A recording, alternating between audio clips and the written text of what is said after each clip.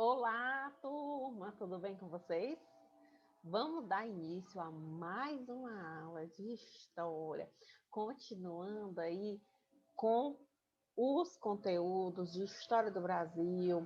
Nós vimos aqui o primeiro reinado, o reinado de Dom Pedro I, vimos o processo de independência do Brasil, desde a transferência da vinda da família real para o Brasil, a vinda da família real, que foi um fato muito marcante na história do nosso país, e causa uma série de modificações.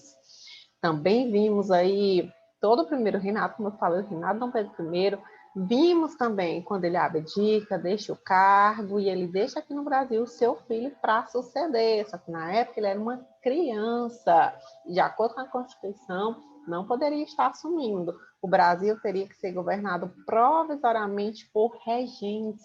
Não teve início aquele conturbado período político, com muitas revoltas, estudamos cada uma delas, revejam tudo isso, que foi o período regencial. E a gente viu que, para por fim a esse período tão conturbado da nossa história política, os grupos aí interessados na permanência aí da família ainda real, porque a gente sabe que era a família real. Eles eram os filhos do rei de Portugal que estavam agora dominando. Então, eles vão criar ali uma estratégia para antecipar a maioridade da criança, um adolescente, tinha 14 anos e meio, e antecipam um golpe da maioridade. Surge aí a figura, então, do novo imperador do Brasil, Dom Pedro II. Então, o período que ele governa ficou conhecido como o Segundo Reinado. Um reinado muito longo, vocês podem ver aqui pelo marco temporal aí, 1840, foi quando foi dado esse golpe da maioridade, até o ano de 1889, que é quando depois vão proclamar a república aqui no nosso país, tá certo?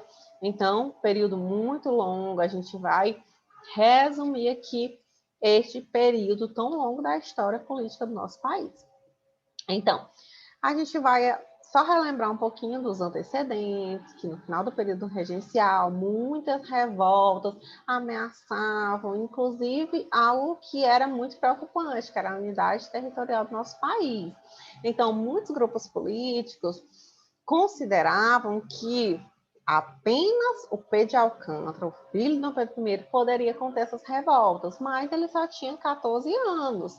Não, e a Constituição brasileira não permitia ele governar com 14 anos, somente com 18. Então, para resolver esse problema, já falei para vocês, foi feita uma alteração na Constituição, onde declararam a maioridade de Pedro de Alcântara, e que ele recebe o título de Dom Pedro II, começa a governar. Essa alteração ela é vista, denominada, conhecida por todos nós, como golpe da maioridade. Inicia-se assim, já havia falado para vocês, e com essa recapitulação aqui, a gente viu o início do segundo reinado no ano de 1840. E a gente vê a imagem do nosso imperador e do imperador do Brasil, Dom Pedro II. Aí já para a gente ver por essa pintura que ele era um jovenzinho. Então, a política interna e externa brasileira não estava tão bem. O Brasil enfrentava uma série de problemas. Os grupos políticos que predominavam no segundo reinado foram os liberais e os conservadores. Na teoria, liberal significa aquele que busca mudanças no país, tanto nos aspectos políticos, sociais e econômicos. Já conservadores, de acordo com a definição do termo, é aquele que quer conservar o que está, ou seja, não quer mudanças profundas, prefere manter as coisas como estão. Só que na prática mesmo, como muita coisa é no Brasil, não é de acordo com a teoria, né? E liberais e conservadores, eles tinham muito em comum, pois eles pertenciam a grupos que faziam parte da elite brasileira e geralmente eram fazendeiros, donos de escravos, ou seja, era tudo farinha do mesmo saco, na expressão popular, e que cabe bem essa situação. Até parece um pouco o que acontece aqui no Brasil até atualmente. Ou seja, não havia distinção entre eles. Tem até uma frase assim: não há nada mais liberal do que um conservador no poder. Ou seja, tanto fazia, não, tanto faz um ou outro, os dois só defendia os interesses pessoais.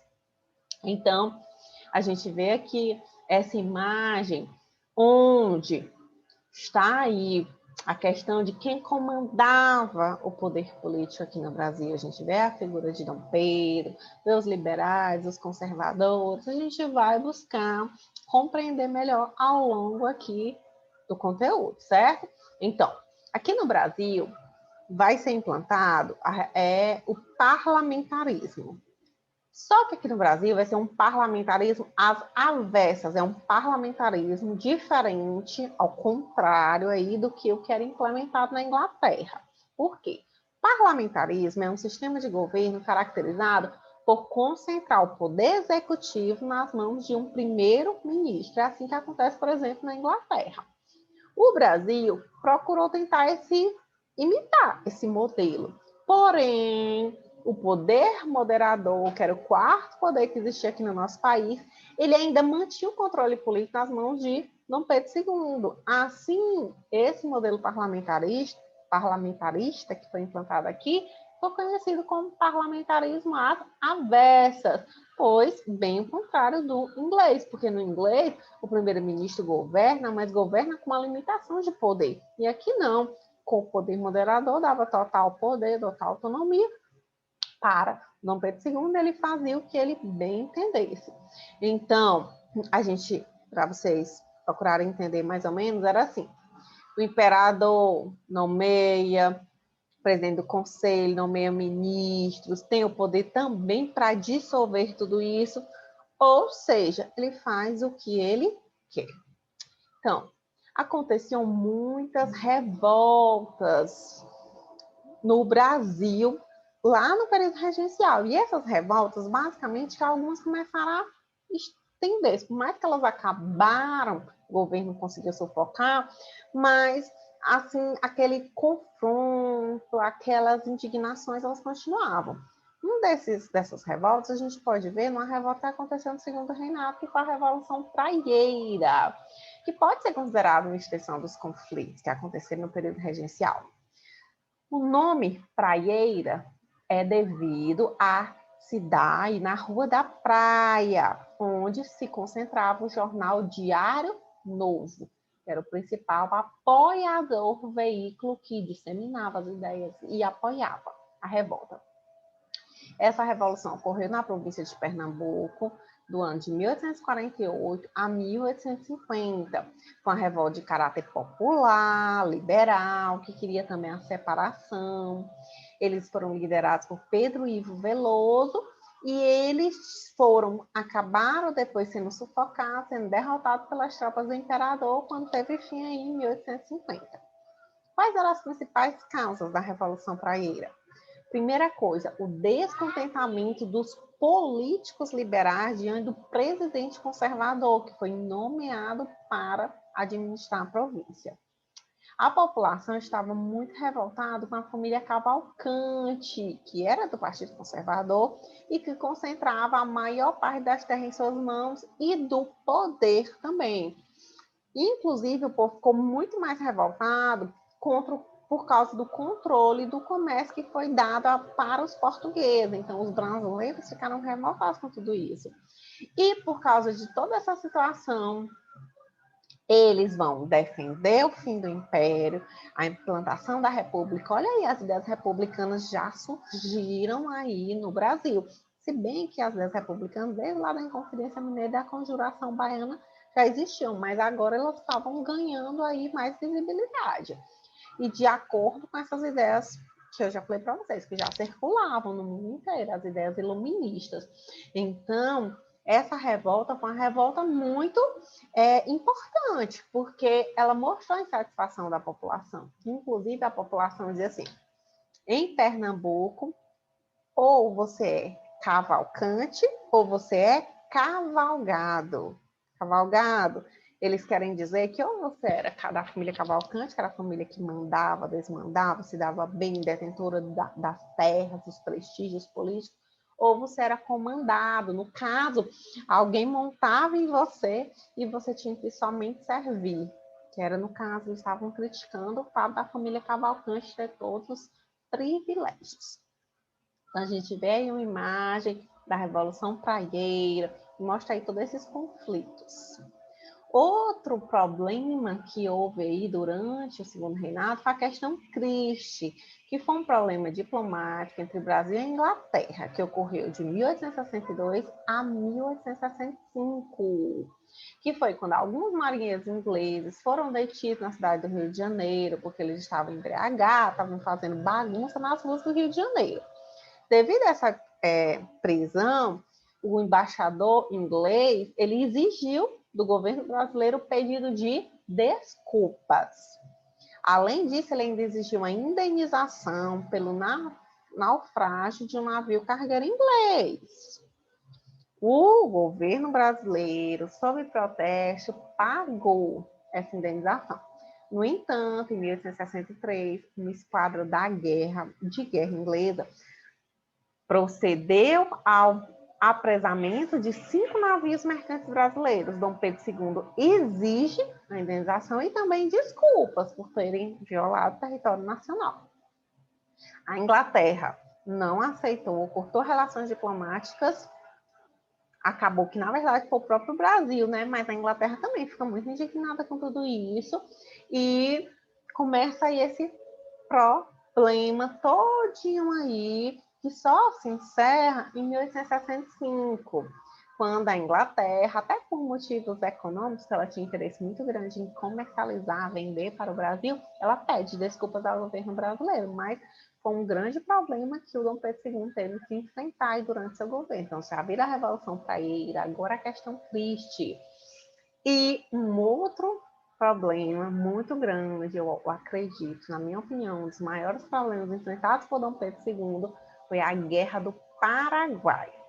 A Guerra do Paraguai ela aconteceu entre os anos de 1864 e o ano de 1870. É considerado o maior conflito armado da América do Sul. Envolveu Paraguai, o próprio nome está dizendo, né? Que era governado pelo Solano Lopes, contra a denominada Tríplice Aliança. Quem era a Tríplice Aliança? Brasil, Argentina e Uruguai. Ou seja, o Mercosul em guerra, né, gente? Perceberam aí. O Paraguai, em 1862, era praticamente, a gente pode dizer assim, autossuficiente. Ou seja, tudo que ele precisava, ele conseguia. Só que ele tinha um grande problema. Não tinha saída para o mar. E ele desejava ampliar seu território para poder vender os produtos. Este aumento do território tinha como objetivo a conquista de uma importante rota fluvial, que era o Rio Paraná, que o interesse também era do Brasil em controlar esse rio que já estava ali sob o domínio. A Argentina, ela não só desejava frear esses interesses expansionistas do Paraguai, porque ia prejudicar os interesses comerciais da Argentina, como também a Argentina estava interessada em tomar parte do território do Paraguai. Então, vocês estão vendo aí o começo de todo esse conflito, algumas cenas aí da Guerra do Paraguai. A Inglaterra, que não está no conflito, né? Porque a Tríplice Aliança era Brasil, Argentina e Uruguai, né? Contra o Paraguai. Mas onde é que a Inglaterra entra em tudo isso? Ela entra em tudo isso num apoio financeiro, moral. Por quê? Aí você pergunta, por quê, professora, que a Inglaterra vai entrar nessa guerra do Mercosul, né? Porque a Inglaterra tinha interesse em abrir o mercado paraguaio aos seus produtos industrializados, como foi para vocês, o Paraguai era autossuficiente praticamente nessa época. Então a Inglaterra não tinha muito lucro sobre o Paraguai. Assim, com o dinheiro emprestado da Inglaterra, a guerra teve início. A Inglaterra financiou a guerra, com prejuízos reais a todos os envolvidos, tanto Brasil, Argentina, Paraguai e Uruguai, todo mundo teve muito prejuízo. E claro, gente, numa guerra todos têm prejuízos. E em 1870, teve a morte de Solano Lopes. Com isso, o que era o principal líder, o Paraguai foi definitivamente derrotado. Brasil e Argentina tiveram muitas dívidas para pagar para a Inglaterra, e a Inglaterra só teve lucro, né, em tudo isso. Então, quem se deu bem na Guerra do Paraguai foi a Inglaterra. E também, claro, Brasil, Argentina e Uruguai tiveram baixa de muitos soldados, muitas mortes. O Paraguai, então, foi um dos mais afetados. contabilizou 600, olha esse número alarmante, 600 mil mortos. Perdeu parte do seu território e ainda teve que pagar indenização aos países ditos vencedores. Que de vencedores a gente sabe que não tem nada, mas de acordo ali com a guerra, eles foram vencedores. Você como é que vence perdendo pessoas, morrendo gente, perdendo dinheiro, né? Mas tudo bem. Então, continuando, a gente vê aí a cena da guerra, a questão da tristeza nas pessoas, muito sangue derramado, muitos prejuízos de todos os lados. E tudo isso também, claro, que afeta a economia. Como era a economia e a sociedade durante esse período? E vem aí também uma crise do sistema monárquico. Houve aí uma ascensão do café. Agora, o produto a ser cultivado, considerado o ouro brasileiro agora, é o café. Ele se consagra como o ouro brasileiro, o ouro negro, né? Por quê? Porque ele se consagra como um produto que vai ter uma grande demanda no mercado europeu. Aqui o Brasil tinha boas condições do clima, no solo, especialmente na região sudeste. A mão de obra escrava vai ser substituída depois pela imigrante, que inicialmente eles continuam utilizando a mão de obra escrava, depois eles vão trazer os imigrantes com o processo abolicionista. E o café fez surgir uma nova elite, os chamados barões do café, que dominam o cenário político, econômico brasileiro e que causam muitas transformações sociais, culturais no nosso país. Aí vocês veem algumas imagens do negro continuando sendo explorado, também da colônia de imigrantes que se forma aqui em nosso país.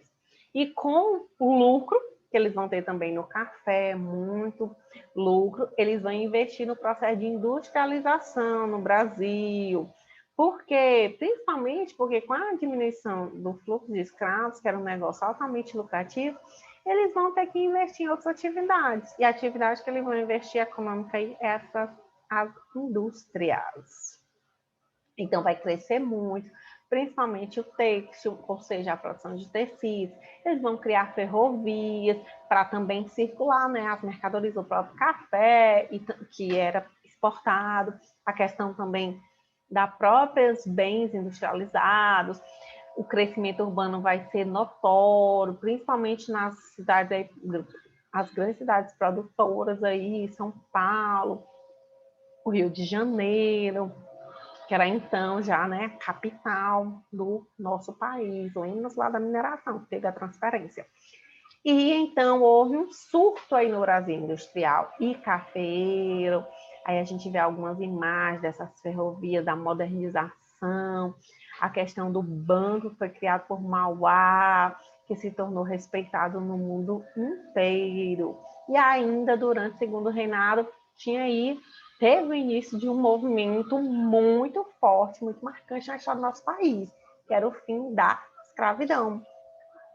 O movimento contra a escravidão, ele já existia, ele foi ganhando mais adeptos, mais força, até porque o modelo capitalista industrial que estava se iniciando aqui no Brasil, ele exigia, a Inglaterra exigia que o Brasil acabasse com a escravidão, porque escravo não ganha salário, quem não ganha salário não pode comprar mercadorias, as mercadorias que eles estavam produzindo. Então, para eles era interessante que as pessoas tivessem um salário, que agora fossem assalariados. Inclusive, a Inglaterra assina a lei Bill-Arpiden, que foi uma lei que proibia o comércio de escravos entre a África e a América.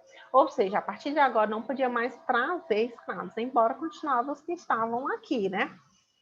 E em 1850 foi assinado no Brasil a Lei Eusébio de Queiroz, proibiu o tráfico de escravos no nosso território, ou seja, já não podia mais trazer da África e agora não podia mais vender dentro do país, ou seja, eram passos que estavam se dando para acabar com a escravidão. E a gente vê aí a questão de grupos que queriam a manutenção da escravidão e grupos que queriam o fim da escravidão, mas não, vamos ser bem sinceros, não para ajudar essas pessoas, esses descendentes de africanos, mas sim para poder explorá-los, né? E para poder lucrar também com eles. Então, a gente vê aí o fim da Guerra do Paraguai em 1870 e os esforços pelo fim da escravidão cada vez ficando mais fortes. Muito também pelo fato de que durante a Guerra do Paraguai, muitos negros foram soldados, eles lutaram do lado dos soldados brancos. Então, quando acaba a Guerra do Paraguai, esses soldados que lutaram do lado dos negros escravizados vão vê-los como alguém que merece o mesmo respeito, que todos merecem o mesmo respeito. E vão ver que a situação que eles viviam era totalmente errada. Então, eles vão ganhar o apoio aí do exército, exigindo, no caso, o fim da escravidão. Então, como eu falei para vocês, inicia aí esse movimento abolicionista, pressionando pelo fim da escravidão. E a pressão internacional já existia. Então, vão, aqui no Brasil, adotar algumas leis. A lei do ventre livre, que declara livre os filhos de uma mulher escrava nascida a partir da aprovação daquela lei. Ou seja, a partir de 1871, todos os filhos de escravos agora seriam pessoas livres.